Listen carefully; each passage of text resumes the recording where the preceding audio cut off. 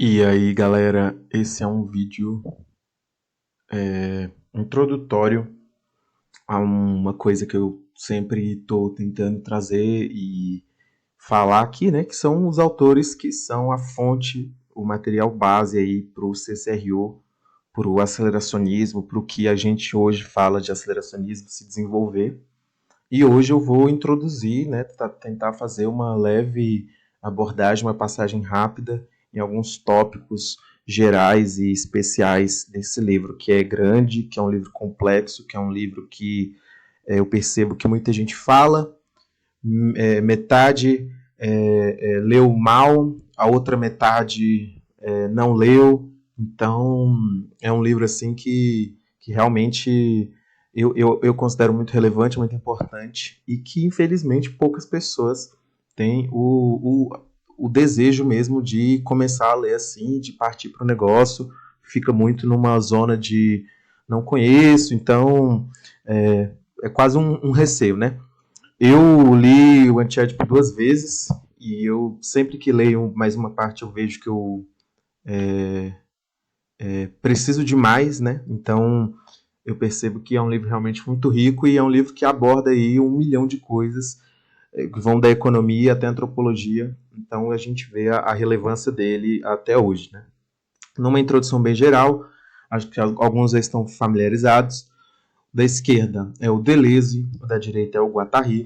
O Guattari ele é de uma linha da psicanálise, também da filosofia, mas também da militância política. O Deleuze também tem uma questão com a psicanálise, com a filosofia, formado em filosofia, professor de filosofia, mas eu percebo que cada um tem sua presença e singularidade no livro, e realmente é um trabalho feito por duas mentes, sabe? Então você vê que é um diferencial assim bem grande e eu considero de uma riqueza muito forte assim um produto, um texto filosófico ser escrito por mais de uma pessoa, mais de um sujeito. Em sentidos bem gerais, o Antiédipo e também aí a obra de Deleuze e Guattari no geral, ela tem algumas características que eu acho importante a gente situar, e uma das primeiras é a questão da transcendência da diferença e a imanência radical, a experiência dos sujeitos. Então, esses dois termos dizem respeito a uma necessidade que o Deleuze, mais o Deleuze do que o Guattari tem, que é de situar a filosofia muito mais relacionada aos eventos e não às essências. Então, a transcendência da diferença é a alteridade intrínseca que existe, né, a diferença intrínseca que existe na experiência transcendente e uma imanência radical à experiência dos sujeitos, né, das possibilidades que as mudanças do tempo e o devir têm incidindo sobre a gente. Então a filosofia é uma coisa que precisa estar relacionada aos eventos, aos devires, né, e não às essências, né, não a representação e tal. A metafísica, no sentido do Deleuze e do Guattari, eu também acho que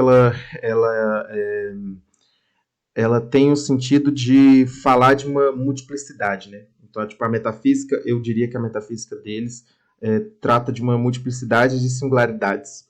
Então, esses termos de geral, individual, particular, igual, eu acho que são conceituações que não se aplicariam numa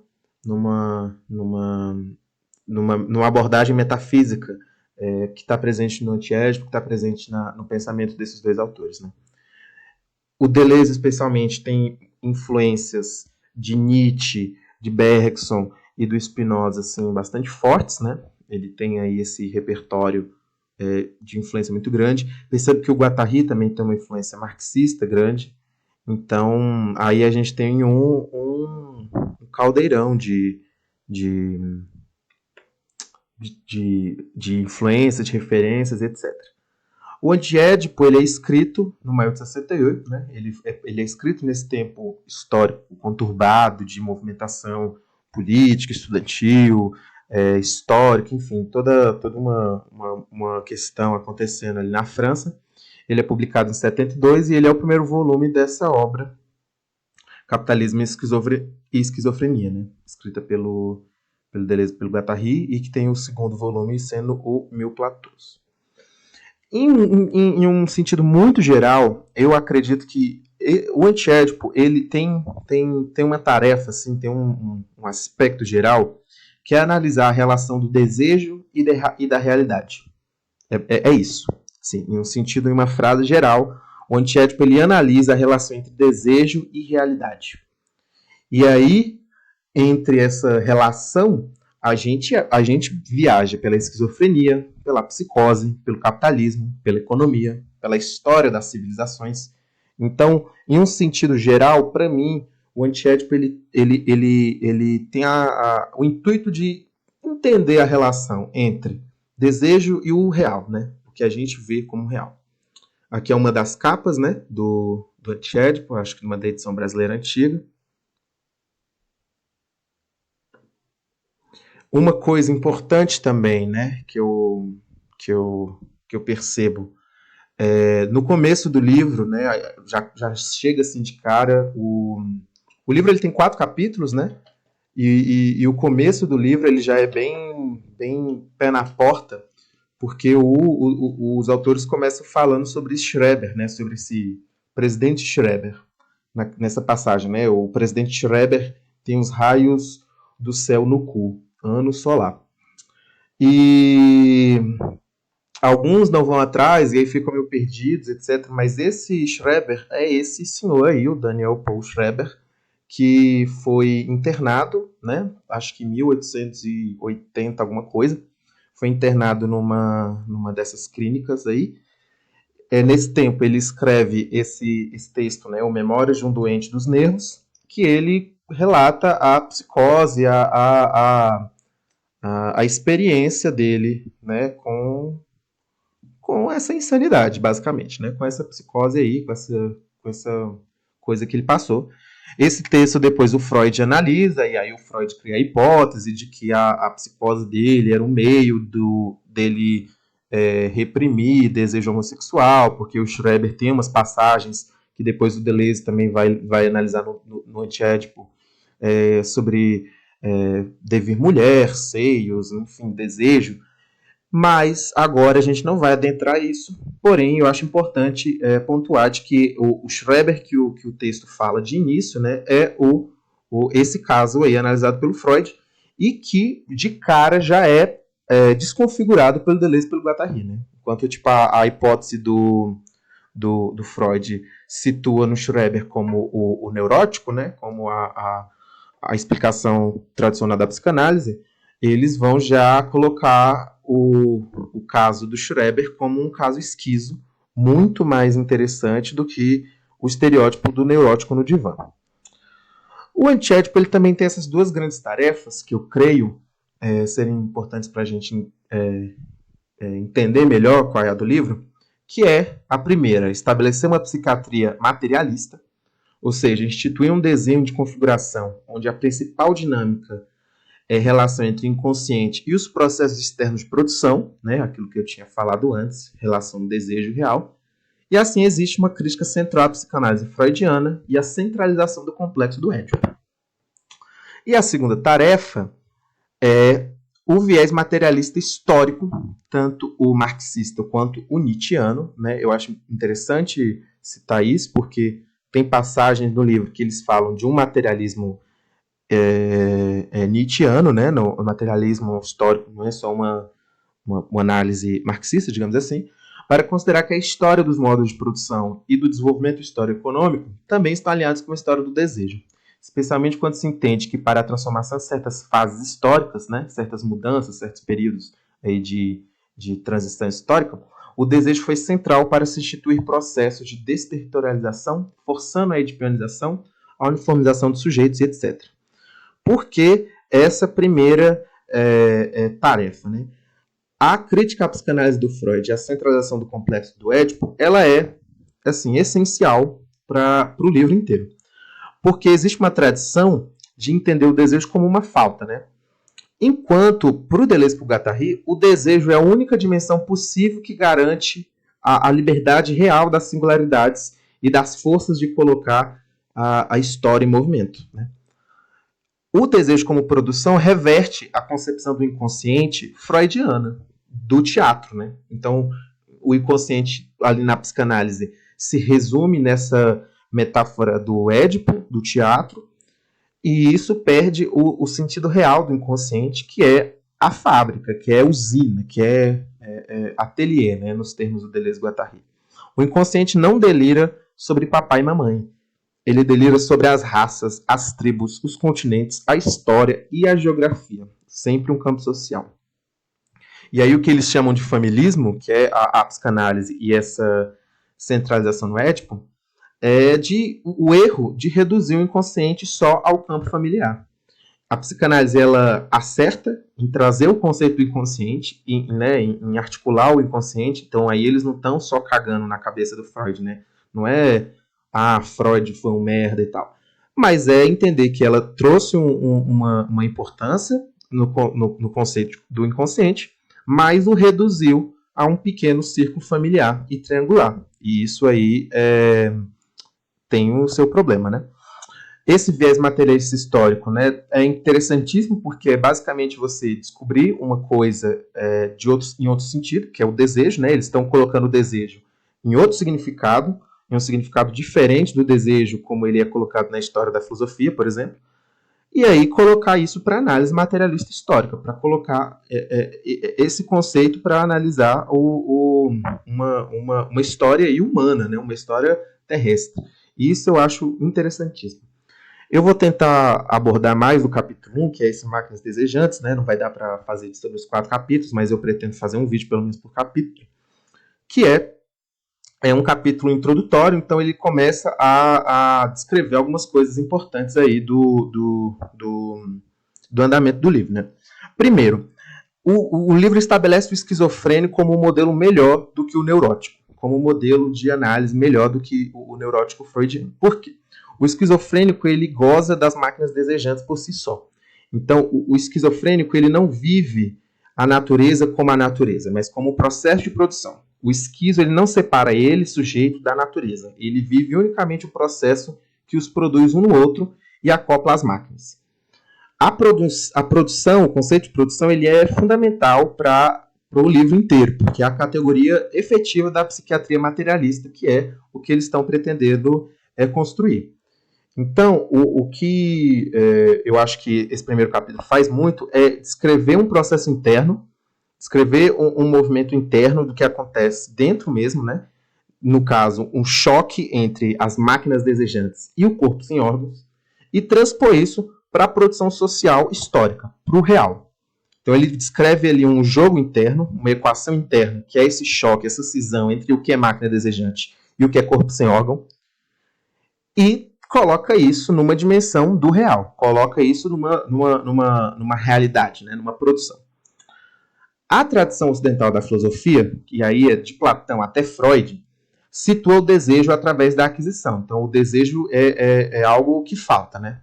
E essa concepção que dominou a história da filosofia, ela é errada por alguns motivos, né? Enquanto outras interpretações do sujeito que surgiram do desejo no sujeito, né, que surgiram na história da filosofia, como a vantagem do poder do Nietzsche ou o Conatus do Spinoza, não tomam tanto destaque. E aí o Deleuze-Guattari eles acabam se inspirando nessas possibilidades de tratar o desejo, que não é mais falta, em situar o desejo como um processo positivo de produção, que acaba produzindo realidade. Ao desejo nada falta, é sobretudo o sujeito que falta ao desejo. O Deleuze-Guattari, nesse sentido, eles vão remodelar as sínteses da percepção kantiana, né, que estão lá na Crítica da Razão Pura. Então é um livro aí que tem Kant, tem Marx, tem Nietzsche, e estabelece que o desejo projeta objetos parciais, fluxos e cortes, a serviço da autopoiese do inconsciente. Nunca falta objeto ao desejo. O desejo ele é máquina, o objeto do desejo também é máquina conectada, e assim surge a produção desejante. O desejo produz realidade, ou seja, máquinas sociais. O que são as máquinas desejantes? Né? O primeiro conceito relevante da gente situar aqui, né? Vamos tentar articular aí o que é máquinas desejantes. São as instâncias de conexão do sujeito, em um sentido muito geral. Essa citação primeira ela é interessante porque ela esclarece uma coisa que é central para quem está lendo Deleuze-Guattari. Não estamos tratando de representações, a gente está tratando de conceito. Conceito e produção. Há tão somente máquinas em toda parte e sem qualquer metáfora. Máquinas de máquinas com seus acoplamentos, suas conexões. Uma máquina órgão é conectada a uma máquina fonte. Esta emite um fluxo que a outra corta. O seio é uma máquina que produz leite e a boca é uma máquina acoplada a ela. Aí eu acho que para mim, é a visão interessante de máquinas desejantes. Né? É as instâncias de conexão do corpo, do sujeito, que não se trata de metáfora, não se trata de, eles estão falando isso porque o corpo... Não. Máquinas desejantes são instâncias de conexão. E somos todos máquinas. Né? Somos todos aí conjuntos de acoplamentos, basicamente. É no entendimento de que a gente funciona maquinicamente assim, né, nos termos de produção do desejo, que a gente percebe que na obra deles vai existir um conflito evidente entre a produção social externa, entre o que é produzido, digamos assim, lá, né, fora, e a produção desejante. O nosso desejo, a produção de desejo interna, digamos assim, ela é gerenciada e maquinada pela realidade a todo instante. Por quê? Porque ela produz o real. Então é como se fosse um jogo duplo. O desejo produz real, faz a produção social, mas também é sempre instanciado, sempre codificado por essas instâncias do social. Né? O jogo entre desejo e social, ele é muito próximo.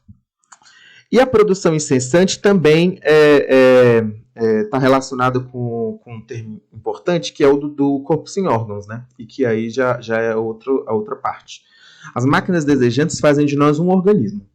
Mas no seio dessa produção, né, na produção do desejo, ali dentro do negócio que está produzindo, e etc., em sua própria produção, o corpo sofre por estar assim organizado, por não ter outra organização ou organização nenhuma. O corpo sem órgãos é o improdutivo, o estéril, o inengendrado, o inconsumível. E aí é que surge esse desenho, né, essa configuração de que há uma repulsão entre as máquinas desejantes e o corpo sem órgãos. Cada conexão de máquina e cada produção se torna insuportável ao corpo sem órgãos. Em suma, a oposição das forças de atração e de repulsão produz uma série aberta de elementos intensivos, todos positivos, que nunca exprimem o equilíbrio final de um sistema, mas um número limitado de estados estacionários metaestáveis pelas quais um sujeito passa. É profundamente esquizoide a teoria kantiana, segundo a qual as quantidades intensivas preenchem a matéria sem vazio em graus diversos. Segundo a doutrina do presidente Schreber, a atração e a repulsão produzem intensos estados de nervo que preenchem o corpo sem órgãos em graus diversos e pelos quais passa o sujeito Schreber, devino mulher e devino muitas coisas outras ainda, no círculo de eterno retorno. É interessante isso porque essa citação do Schreber é justamente sobre uma passagem que ele fala dos seios, né, de que o Schreber está acariciando os próprios seios no delírio dele, mas aí é que a gente precisa situar de que os seios que ele idealiza não são imaginários e nem alucinação, mas são uma zona de intensidade sobre o seu corpo sem órgãos. Então, na tensão entre máquinas desejantes e corpo sem órgãos é que se situa a produção, as intensidades, as zonas. Aquele desenho que alguns veem, né, eu vou tentar até colocar no card do vídeo, né, do ovo, né, é um desenho que explica bem e que eles descrevem nesse começo de livro por que o corpo sem órgãos é um ovo. Porque o corpo sem órgãos ele é atravessado por eixos limiares, por latitudes, longitudes e geodésicas. É atravessado por gradientes que marcam os devires e as passagens, as destinações daquele que aí se desenvolve. Nessa não metáfora do ovo, né, nesse desenho do ovo, o esquizo ele é o que mais se aproxima da matéria, de um centro intenso e vivo da matéria, pois é o que mais se aproxima na produção desejante real, não só das latitudes de intensidade aleatórias e inscrições desejantes que são definidas e demarcadas pelo social. Então, na minha leitura, a tensão entre máquina desejante e corpo sem órgãos, basicamente ela é uma tensão entre as intensidades definidas e demarcadas pelo social e as produções desejantes reais, digamos assim. Aquelas produções de produção que estão no interior da usina, que é o sujeito. Né? E é realmente um desenho interessante, aquele do ovo para pensar, porque os autores também depois vão situar de que sobre o corpo sem órgãos, né, o corpo sem órgãos vivendo como aquele ovo, os pontos de disjunção formam um círculo de convergência em torno das máquinas desejantes. Então, o sujeito, ele é produzido como um resíduo ao lado da máquina. A gente é uma peça adjacente daquilo. O próprio sujeito, ele não está no centro, ocupado pela máquina, mas na borda, sem identidade fixa, sempre descentrado, concluído dos estados pelos quais passa. Então, a gente é um resultado de uma intensidade entre a produção desejante real e a produção codificada, digamos assim, pela produção demarcada pelo social, e que faz muito sentido numa leitura capitalista da coisa. Né? Por quê? Dando continuidade a esse raciocínio que está presente no capítulo 1, o esquizo ele é julgado e jogado para o canto, né, ele é tratado como né, como só um maníaco, só como neurótico, porque ele é quem vivencia o desejo com cada intensidade. Então, o esquizo ele é colocado nessa situação inferior porque ele vive o desejo no estado mais puro possível, digamos assim, né? Porque, de fato, desde que nos colocam no Édipo, desde que nos comparam com o Édipo, tudo se resolve, suprimindo-se a única relação autêntica que era a de produção. A grande descoberta da psicanálise foi a da produção desejante e das produções do inconsciente. Mas com o Édipo, essa descoberta foi logo ocultada por um novo idealismo. Substituiu-se o inconsciente como fábrica por um teatro antigo. Substituíram as unidades de produção inconsciente pela representação. Substituiu-se o inconsciente produtivo por um inconsciente que podia tão somente exprimir-se. O mito, a tragédia, o sonho. O ressentimento que tem com o Édipo é justamente nesse sentido. A psicanálise e o Édipo, ela domestica e diminui completamente a beleza e o potencial que tem o sujeito desejante. A possibilidade real de produção que existe na produção de desejo. Ao mesmo tempo, nesse capítulo, é possível ver que existe uma certa oposição também aos paralelismos que tentam criar entre Marx e Freud, né? Tipo, as leituras que tentam fazer só entre Marx e Freud, que, querendo ou não, insiste numa mediação que insiste que é necessário ter uma mediação entre as duas esferas do desejo, né? O libidinal e o social. Enquanto, para o Deleuze-Guattari, a produção social é a única coisa própria do real. Então, tipo, a produção social é unicamente a própria produção desejante em condições determinadas. O campo social ele é percorrido pelo desejo, que é o produto historicamente determinado pelo desejo. A libido ela não tem que passar por mediação nenhuma, muito menos tem necessidade de sublimação ou operação psíquica de transformação. Não existe diferença entre desejo e social. Há tão somente o desejo e o social e nada mais. Por que falar isso, né? Por que tratar isso de forma tão próxima, né? Como assim, se eu ficar desejando aqui uma coca, ela vai aparecer? Não é bem nesse sentido, mas é no sentido de que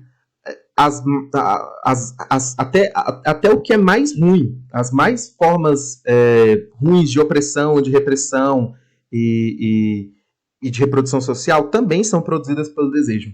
E aí é uma parte muito interessante que ele trata, que eles falam de que a filosofia política ela teve um problema fundamental, que primeiro o Spinoza citou e depois o Reich redescobriu, né? Esse é o psicanalista que eu tô falando, que está na foto. Porque os homens combatem por sua servidão como se tratassem da sua salvação. Como é possível gritar mais impostos e menos pão? Como é possível isso, né? Como diz Reich, o que surpreende não é que uns roubem e outros façam greve, mas que os famintos não roubem sempre e que os explorados não façam greve sempre. Porque os homens suportam a exploração há séculos, a humilhação, a escravidão, chegando ao ponto de querer isso não só para os outros, mas para si próprios. E aí eles citam essa passagem do Reich, né, sobre a psicologia de massas do fascismo, onde se situa de que o fascismo ele é muito mais do que essa coisa, né, essa coisa que às vezes os esquerdistas piram e tal. mas de que o fascismo ele é desejado, de que as massas elas não foram enganadas pelo fascismo em momento nenhum, mas elas chegaram a desejar o fascismo num certo momento. Os sócios, que é as instâncias da produção social, a forma que o desejo é codificado na instância de produção, ele é análogo ao corpo pleno sem órgãos. Embora com uma diferença. As máquinas desejantes elas são uma categoria fundamental da economia do desejo. Elas produzem por si mesmas um corpo sem órgãos. Elas não distinguem as relações de produção de sua própria produção. Então, a produção desejante é o lugar do recalcamento originário, enquanto a produção social é o lugar da repressão, o recalcamento secundário. Tudo depende da situação do corpo sem órgãos. Toda produção social ela decorre da produção desejante em condições determinadas. A produção desejante é primeiramente social e só no final tende a se libertar, sendo produção histórica. O corpo sem órgãos ele não é dado por si numa origem e projeção dos sócios. O corpo sem órgãos ele não é resultado de um sócios, ele é o último resíduo de um sócios desterritorializado. O sócio sempre faz isso. Codifica os fluxos de desejo, inscreve, registra e regula eles. Então, toda a movimentação histórica, tudo que acontece, né? Todas as estruturas, a superestrutura, toda a forma que se estrutura um social, um político, o histórico, existe aí um rastro de desejo, de libido muito grande. Nos outros capítulos, Deleuze e Guattari eles vão descrever mais ainda, né, desse processo de desterritorialização, mas para a conclusão desse capítulo, eles já começam a pontuar sobre algumas questões do capitalismo, e que fica bem interessante em relação a essa questão do desejo, da esquizofrenia, porque a esquizofrenia ela é situada como o limite do capitalismo. Né? Ela é colocada como o grande limiar do capitalismo. A máquina territorial primitiva, que foi o primeiro sócio de inscrição, né, ali, né, as sociedades pré-modernas e tal, deixou de ser o bastante. Aí a máquina despótica veio, instaurando uma sobrecodificação, e aí a gente tem, né, linguagem, Estado e tal. Mas a máquina capitalista, à medida que se estabelece sobre as ruínas de um Estado despótico, que foi o que a gente viu, né, na vida real, né, no mundo real, encontra-se numa situação completamente nova. A descodificação e a desterritorialização dos fluxos. Não é de fora que o capitalismo enfrenta essa situação, é onde ele vai viver dela.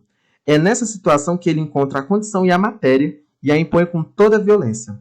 É esse o preço da sua produção e a repressão soberanas. É nesse encontro que nascem os dois tipos de fluxo que caracterizam o capitalismo, basicamente, que são os fluxos descodificados de produção sob a forma do capital-dinheiro e os fluxos descodificados do trabalho sob a forma do trabalhador livre. Diferente das formações sociais anteriores, e aí da máquina despótica e da máquina territorial, a máquina capitalista ela é incapaz de fornecer um código que abranja o conjunto do campo social. E até no dinheiro ela substituiu a ideia de código por uma axiomática das quantidades abstratas, que sempre vai mais longe na desterritorialização. Então o capitalismo ele tem um limiar de descodificação que desfaz os sócios em proveito de um corpo sem órgãos e que libera sobre esse corpo os fluxos do desejo no campo desterritorializado. O capitalismo é a força mais revolucionária da história, nesse sentido. O capital ele é o corpo sem órgãos do ser capitalista. É bem interessante, porque aí a gente vê que essa história territorial, essa história do desejo, ela é mais complexa do que a gente acha. Né? Ela não é uma história de só como a sociedade, como os sócios demarcam o desejo e codifica ele numa instância fácil. Não. A gente está vendo aqui um entendimento de que o capitalismo ele é paradoxal em sentidos muito mais complexos do que a gente acha. É uma leitura pouquíssimo ingênua sobre o capital e as dinâmicas dessa estrutura. A esquizofrenia, nessa leitura, ela seria então produto da máquina capitalista. E a descodificação dos fluxos e a desterritorialização dos sócios formariam a tendência central do capitalismo. Ele não para de se aproximar do seu limite. E o limite é esquizofrênico. O capitalismo ele produz esquizofrenia e ele é o grande pai da esquizofrenia justamente por ele ter essa dinâmica acelerada de descodificar os fluxos e de desterritorializar os sócios. Nesse sentido, é perfeitamente comum e é perfeitamente crível que anos depois leriam esse livro aqui com olhares, né, aceleracionista, digamos assim, porque o que o Deleuze e Guattari estão descrevendo basicamente é como o capitalismo surgiu numa história de desejo, ao mesmo tempo né, alinhado com um familismo, alinhado com uma psicanálise, com Édipo e etc., ao mesmo tempo que também é a força histórica e material que descodifica os fluxos e que oblitera todas as formações pré-capitalistas, todas as formações pré-modernas, e que realmente tem um papel revolucionário na história. E gostaria de finalizar aqui, então, para né, não ficar muito longo, mas com certeza o capítulo 2 do livro vai chegar aí em algum momento para a gente ir entendendo melhor esses conceitos e esses aspectos gerais do anti-édipo.